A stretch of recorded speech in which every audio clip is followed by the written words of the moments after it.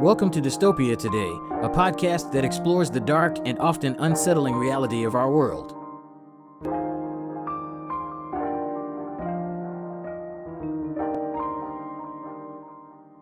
In this episode, we're going to talk about the ongoing conflict between Ukraine, Russia, and NATO. We'll also explore the United States' opposition to Nord Stream 2 and its impact on the conflict. Let's start with a brief overview of the conflict. In 2014, Russia annexed Crimea, which had previously been part of Ukraine. This sparked a military conflict in eastern Ukraine, where pro-Russian separatists declared independent republics in the Donetsk and Luhansk regions. The conflict has resulted in thousands of deaths and has caused significant damage to the region's infrastructure. It has also contributed to a sense of political and economic instability in the region, with both Ukraine and Russia feeling the effects. NATO has been critical of Russia's actions in Ukraine and has imposed economic sanctions against Russia in response. NATO has also increased its military presence in Eastern Europe to reassure its allies and deter potential Russian aggression. Russia strongly opposes Ukraine's potential membership in NATO and has expressed concerns about NATO's expansion eastward. This has contributed to ongoing tensions between Russia and NATO, with both sides accusing the other of aggression and interference. Russia and NATO have a complex and often contentious relationship.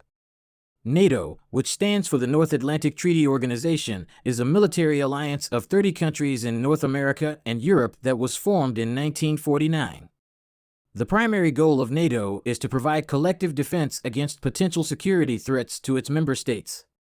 Russia has expressed concerns about NATO's expansion and has accused the alliance of encroaching on its borders and threatening its security. Russia also opposes the presence of NATO troops in countries that it considers part of its sphere of influence, such as the Baltic states.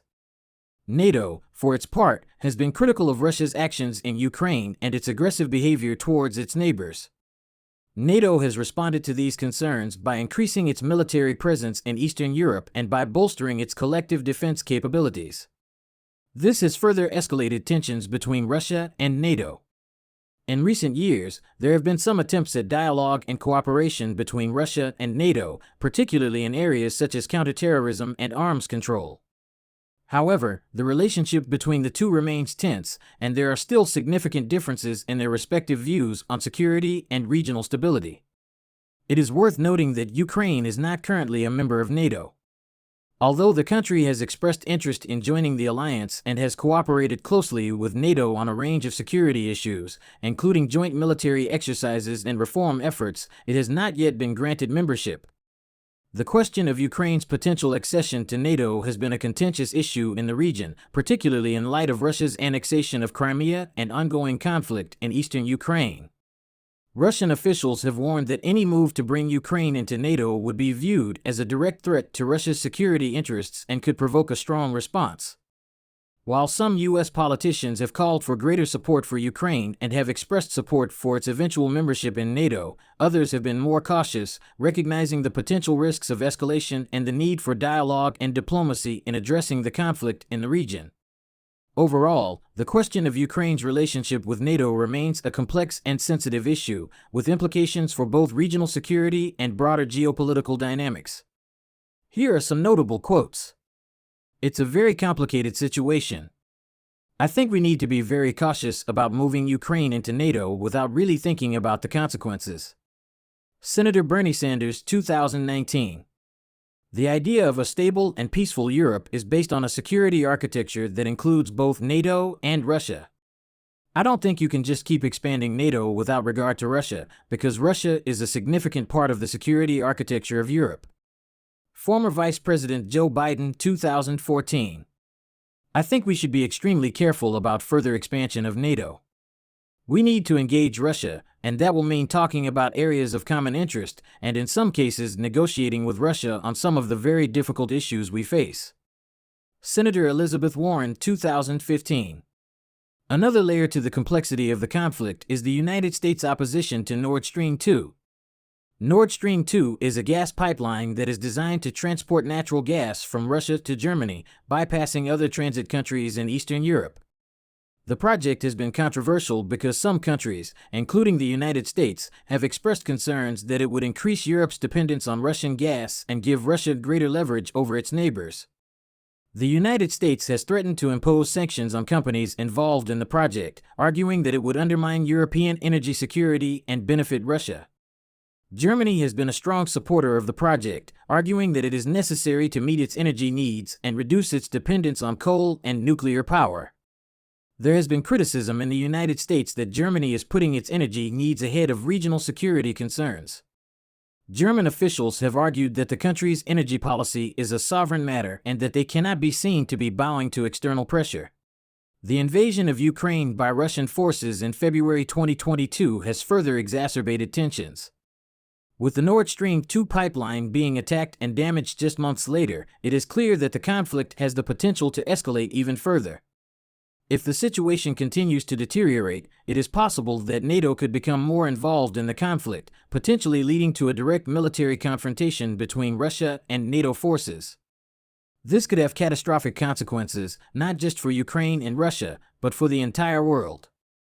The damaged Nord Stream 2 pipeline could also lead to energy shortages in Europe, causing economic disruption and further escalating tensions between Germany and the United States. Overall, the conflict has the potential to spiral out of control, leading to untold human suffering and a dystopian world where conflict and war are the norm. It is crucial that all parties involved in the conflict seek peaceful solutions and work towards a de-escalation of the situation before it's too late. If China were to back Russia in the conflict against NATO, it would significantly escalate the situation and potentially lead to a catastrophic outcome. China's involvement could bring a new level of military and economic power to Russia's side, which could embolden Russia to take more aggressive action. If China were to join the conflict, it would also have significant implications for the global balance of power. The United States and its allies may be forced to reassess their relationships with China and potentially take more aggressive action to counter Chinese influence. A China-backed Russia could also have significant economic consequences. China is a major importer of Russian energy resources, and any disruption to this trade relationship could have serious implications for both countries. In terms of economic consequences, the United States imports a significant amount of goods from China, including electronics, clothing, and household goods. Any disruption to this trade relationship could have significant economic consequences for the United States and its consumers. In the short term, consumers would likely see a significant increase in the price of goods, as many products that are currently manufactured in China would need to be produced domestically or sourced from other countries. This could lead to inflation and potentially even a recession. In the longer term, the United States would need to invest heavily in domestic manufacturing and other industries to replace the goods that are currently imported from China. This would require significant investment in infrastructure and training for workers, and would likely take many years to achieve. Additionally, the United States would need to find new markets for its exports, as China is currently a significant market for American goods. If China were to retaliate by imposing tariffs on American exports, this could have significant economic consequences for American businesses and workers. China is a major producer of raw materials and active pharmaceutical ingredients used in the production of many drugs, including antibiotics and cancer treatments. In recent years, China has become an increasingly important source of these materials for the global pharmaceutical industry, with many companies relying on Chinese suppliers for critical components. If the United States were to go to war with China, it is possible that the supply chain for pharmaceuticals could be disrupted. This could lead to shortages of critical drugs and raw materials, which could have serious consequences for patients who rely on these medications.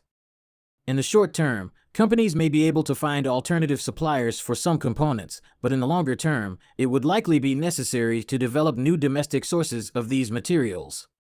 In addition to the impact on the supply chain, a war with China could also have broader consequences for the global economy and the pharmaceutical industry. It is possible that such a conflict could lead to a global recession, which could have significant implications for drug development and innovation. Additionally, the disruption to global trade and supply chains could slow down the development and distribution of new medications. The use of nuclear bombs in a war with China would have catastrophic consequences for the United States and the world as a whole. The immediate impact of a nuclear explosion would be devastating, with a massive loss of life and widespread destruction of infrastructure. The long-term impact of a nuclear war would be even more dire. The radioactive fallout from a nuclear explosion would have a lasting impact on the environment, contaminating the air, water, and soil. This could lead to widespread illness and death, as well as a decline in the quality of life for those who survive. A nuclear war with China or Russia would also have significant geopolitical consequences. The use of nuclear weapons could lead to a global conflict, as other nations respond to the attack and become involved in the conflict.